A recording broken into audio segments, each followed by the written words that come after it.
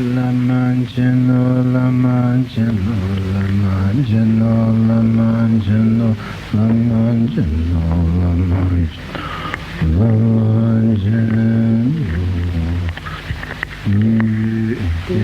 Khandro Tsering Chödrön was universally loved and revered as one of the greatest practitioners of Tibetan Buddhism in recent times. Kandra was the spiritual wife of Jamyang Khyentse Chödrön, who was amongst the most respected and influential Tibetan Buddhist teachers of the last century. Their extraordinary relationship was the inspiration of her entire life, transforming her into the radiant Dakini that other great masters held in the highest regard. For 11 years, Khandro served as Jamyang Khyentse's constant companion, as he conferred countless transmissions and teachings to the next generation of Tibetan masters, many of whom went on to become the leading teachers of their time. Jamyang Khyentse gave Khandro all the teachings and trained her and inspired her to practice.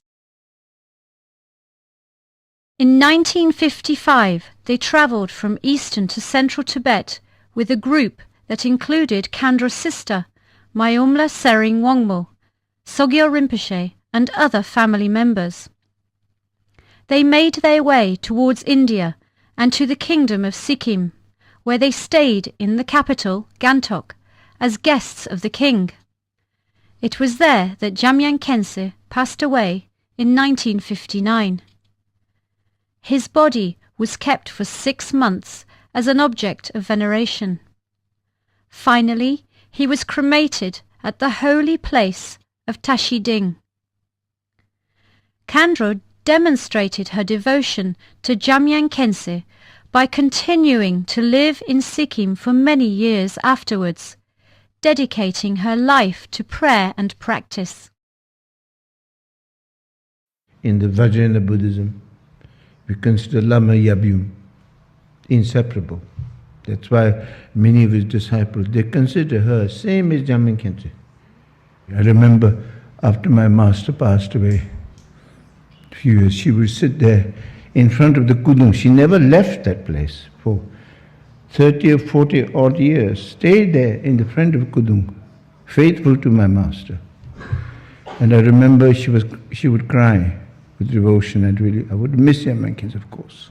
After all, she's human also. And I would really cry, and I've witnessed all that as a child. And through all that, even though she was so modest, she almost kind of displayed that she knew nothing. She was completely ignorant, and she would never assume the role of a lama, that she would never bless. That's why, like Khyentse Rinpoche, Khyentse Rinpoche had so much respect and devotion for her, as I mentioned in the Tibetan Book of Living Dying, that he would take her hand and just put around her, just to out of affection, and then immediately take the hand and put on his head. That devotion, but Khandro would just pull it away. And she had that extraordinary, how would you say, that humility, never, even she would never give also protections to others, never bless others, because of her humility.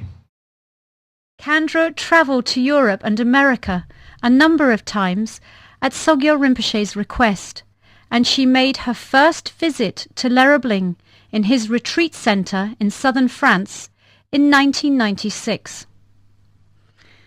In 2006, Khandro came to live at Lerabling.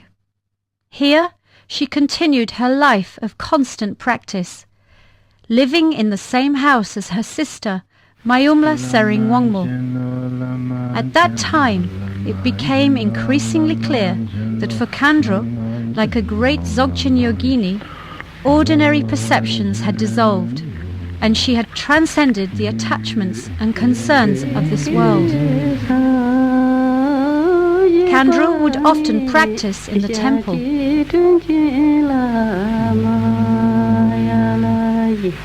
and she received visits from many great masters, including His Holiness the Dalai Lama.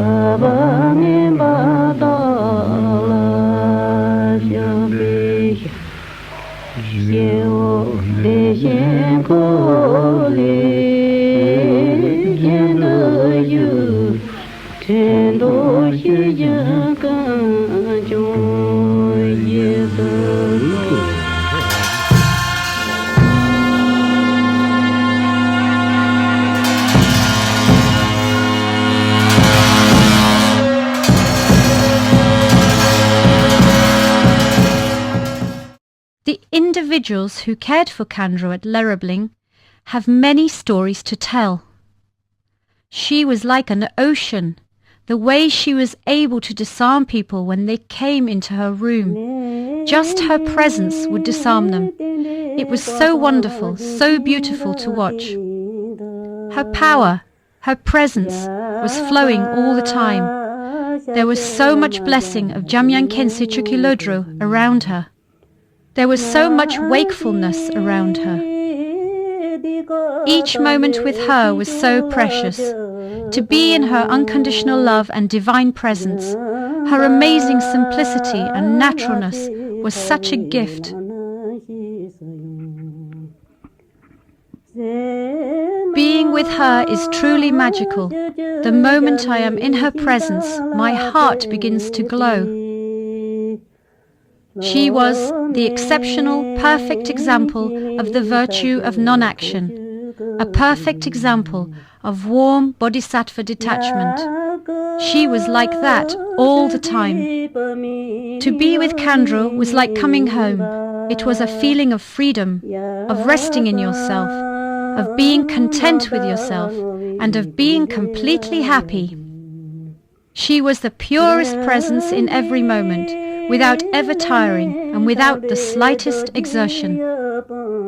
Just to have a single glimpse of Khandro was to receive a profound blessing, the blessing of the view, the blessing of her complete fearlessness, the blessing of her natural and unaltered example, and the blessings of the Khyentse lineage. Khandro's very being was a blessing to all who came in contact with her, because in one glimpse one could receive this profound teaching from her, just because of who she was and how she was. Being with Khandro made me the happiest person in the world. It was like being in a completely different space, a space beyond space and time. Ordinary concerns and thoughts dissolved just by themselves. Khandro's incredible peace and presence just brought me right there into the present moment. Serving and being close to her was the best thing that ever happened to me. May I be able to repay her infinite kindness in serving all beings.